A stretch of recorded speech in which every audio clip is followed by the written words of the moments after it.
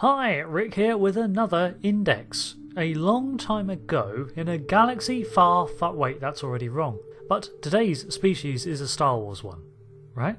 Well, for reasons that will soon become evident, you'll see that technically the Kaminoans are actually an extragalactic species native to the Star Wars universe.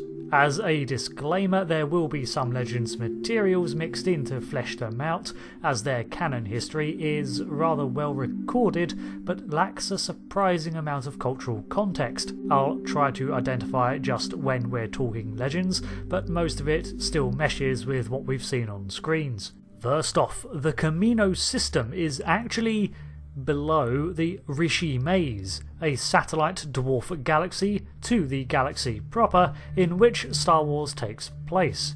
It's closer to this smaller orbiting galaxy than the main one, but kind of just drifts there in wild space.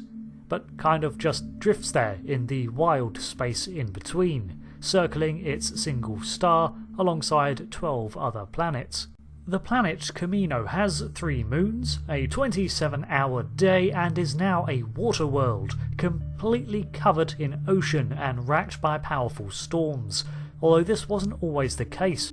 Long ago, while the Kaminoans were evolving as a society, the planet was originally a fairly standard terrestrial world, complete with ice caps. However, their species came to prominence at the end of an ice age, and those extensive continental glaciers eventually melted. Over the generations, the Kaminoans retreated from their shores to higher and higher dry points as the seas rose, until they eventually began to build cities on stilts above the waves, even as the storms encroached. As their situation grew dire, they chose not to reach out to the Republic for help, and instead turned towards perfecting their genetic manipulation. They considered the risk of involving the Republic too great, as they may lose their homeworld through evacuation, colonization, and so on, so this shows that they were likely a spacefaring species by this time. Legends place this at around 19,000 BBY. So instead, they altered their own genome to better adapt themselves to this new oceanic climate, and preserve their genetic diversity among dwindling numbers. To this day, only 1 billion Kaminoans still live on their homeworld, and they maintain their adherence to their strict genetic profiling. Their cities are domed structures, kilometres wide and supported on robust pillars that anchor to the sea floor. Rainfall and storms are frequent, although not continual, so these domes help with water runoff. Interestingly enough, their old cities that now lie flooded under the waves are also domes, suggesting that frequent rainfall has been an issue since before their Great Flood. The capital city of Kamino is Tipoca, where the ruling council resides with the office of the Prime Minister, Lama Su at the time of the Clone Wars. Their cities also house fusion generators that extract hydrogen from their abundant oceans. In Legends, their internal approach to survival gave them a rather isolationist streak that remains to this day, and they limit their contact with outsiders. However, with such a near-extinction event racking their planet, they eventually had to turn to trade for outside resources. In exchange, they began to offer their advanced understanding of the genetic code to build private militaries, labourers, and security for select, discreet clientele who would supply them and respect their isolation, which made Kamino's erasure from public record rather easy to accomplish. Of course, their biggest project by far was the Grand Army of the Republic, set in motion 10 years prior to the Clone Wars. However, this drew the ire of the Republic's enemy, the CIS, and made Kamino a key military target. At the close of the Clone Wars and the establishment of the Galactic Empire, the Kaminoan cloning facilities geared for the Republic were shut down by 19 BBY. Kamino had faded into the background once more.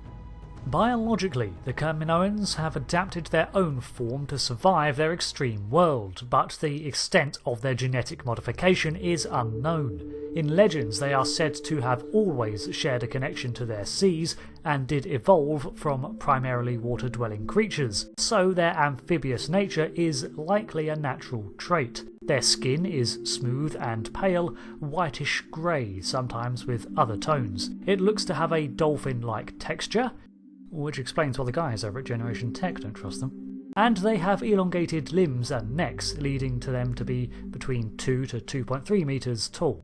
Their narrow and slender appearance gives them a graceful glide on land, but they have limited flexibility because of this. The males had a crest on their head, which the female of the species lacked, and they had 2 nostrils that descended into slits, similar to those found on rays and other fish used for smell.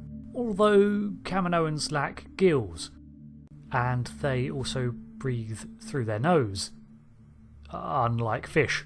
But maybe they absorb oxygen through their skin like other amphibious creatures do. We must dissect one to find out. Their eyes are generally black with a grey iris, however other pigmentations did exist. In legends, there is a stigma attached to the eye colour, and those born with undesirable eyes are perceived as a threat to their gene pool and killed off. These eyes not only are ideal for seeing beneath the water, they can see well into the ultraviolet spectrum of light. UV light only penetrates the sea functionally about as far as visible light, around 200 metres, so I'm not sure as to the benefits of this. Theories below, I guess. Your average Kaminoan takes 11 years to reach adulthood and ages to around 80 before natural death without any genetic augmentation. Female Kaminoans often wore headdresses of varying designs that included tassels and beads, as well as light tones of seeming makeup. Kaminoan dress was a mixture of practicality and ornate, with a skin-tight undersuit similar to a diving suit worn under other garments. Suits, coats and dresses were worn over these, made from various materials which often extended into gowns at the base. These would be impractical for swimming in, so they were probably worn for inside occasions. The long neck was often protected too, either with a cloth wrap, affixed with a brooch, or a high collar to denote status. Aside from this, the coloration of their garb was often in shades of pastels, greys and whites. However, as they saw a shifted EM wavelength, when compared to humans, these sterile-looking designs may not be as plain as they appear to outsiders. After all, as a very inner-focused species, why would they dress to impress others for whom they don't care for? This design philosophy extends to their surrounding architecture.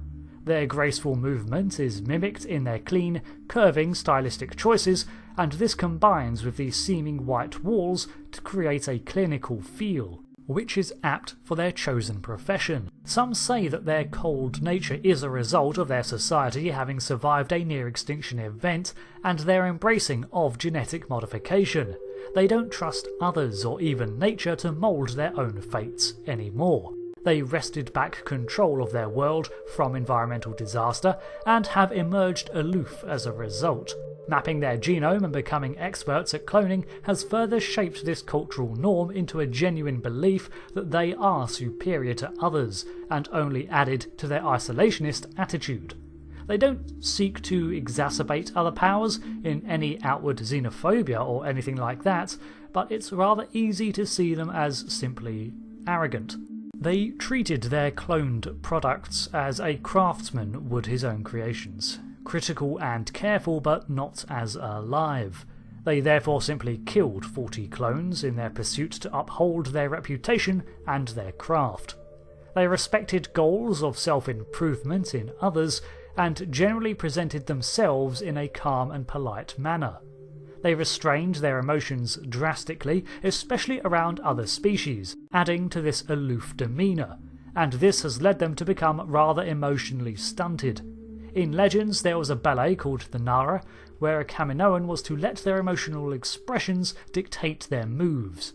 but outsiders who have witnessed this describe even this as disconcerting and lacking emotion. Kaminoan is its own language, and only those who are expected to interact with the necessary outsiders would learn Galactic Basic.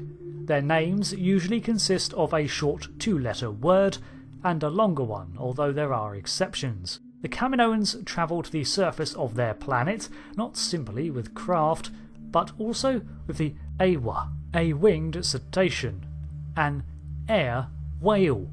Oh, air whale. Why? I get it.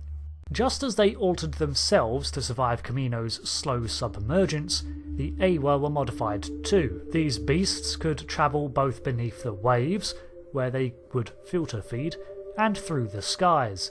Aside from this species, there is a myriad of other oceanic life, as you'd expect, and the small population of land animals that the Kaminoans deigned to save from the rising waters in their domed cities. Overall, they are a species that survived a calamity by sacrificing much. They became cold and clinical out of necessity. Their compassionless adaptation of genetic augmentation and cloning kept them alive as a species, and gave them a sturdy foundation from which to engage with others in trade. From their point of view, they see themselves as superior, but don't need to boast about it, while tactfully ignoring the fact that they need to trade with others to survive at times. That's a more or less canon depiction of the Kaminoans, with some legends and theorising thrown in, and if you liked this index video you can decide which topic I'll tackle next over on the community tab. There will be 2 options to choose from. Bringing back some close second places from prior choices, the criminally inclined Hutts of Star Wars fame, or the nefarious Nausicaans of Trek's lore. Thanks again for watching. I've been Rick, and until next one, goodbye.